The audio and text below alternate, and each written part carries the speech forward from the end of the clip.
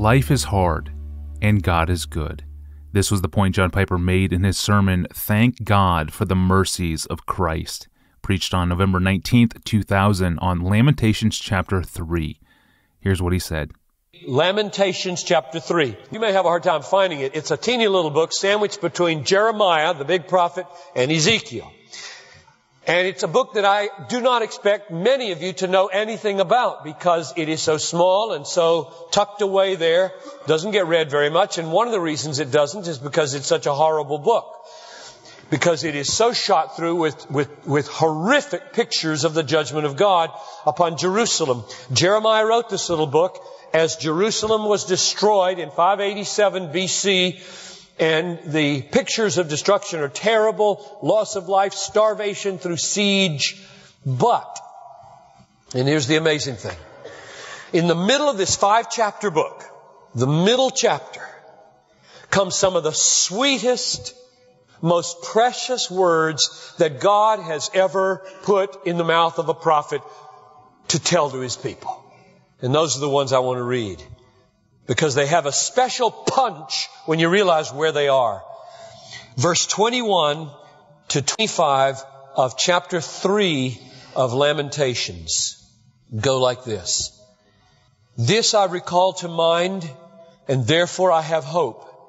The Lord's loving kindnesses never cease.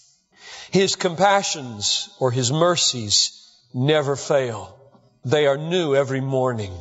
Great is your faithfulness. The Lord is my portion, says my soul. Therefore I have hope in Him. The Lord is good to those who wait for Him, to the person who seeks Him.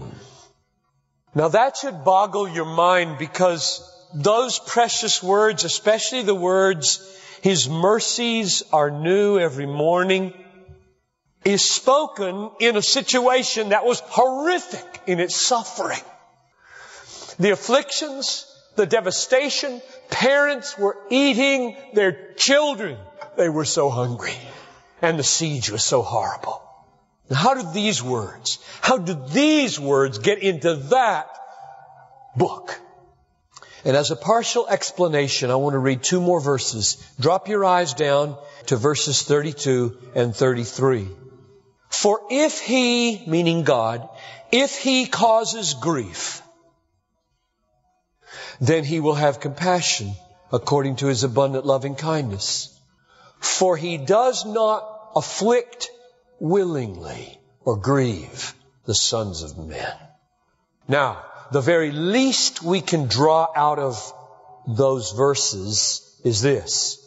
The mercies of God are often hidden and hard to see while they are happening. Because it says He does cause grief and He does afflict, and yet it says there's a merciful purpose in it all, and it's not coming from the bottom of His heart. He does not willingly afflict the sons of men. There are purposes for His affliction. It's not the thing He delights most to do, and yet He does it.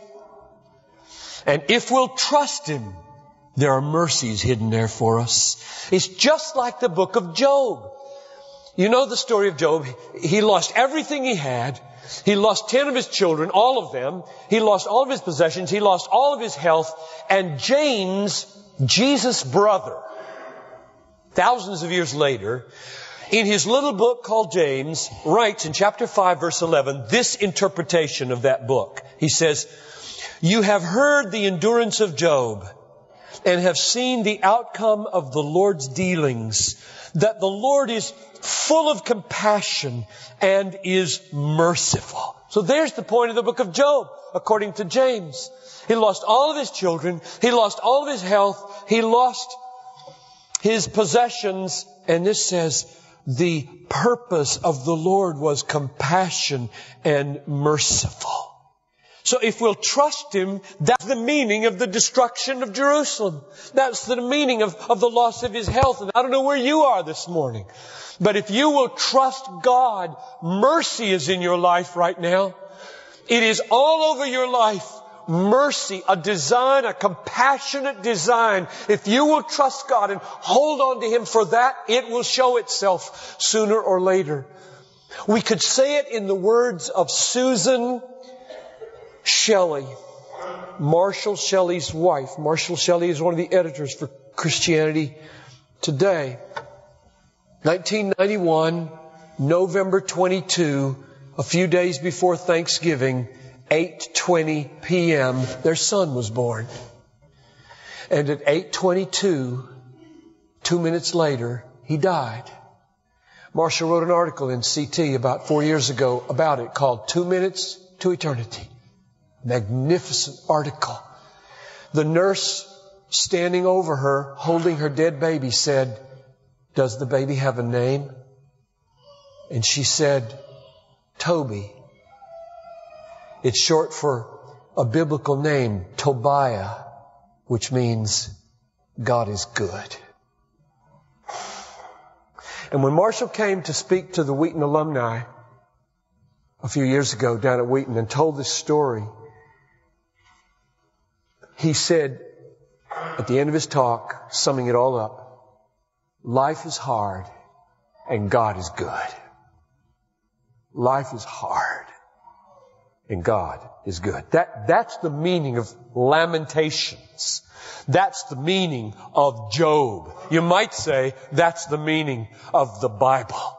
Life is hard and God is good. And many of you are right in the midst of proving it to be so now. At least if you would trust Him. If I could persuade you this morning that God is trustworthy in it, and you held on to Him, you would discover that life is hard and God is good.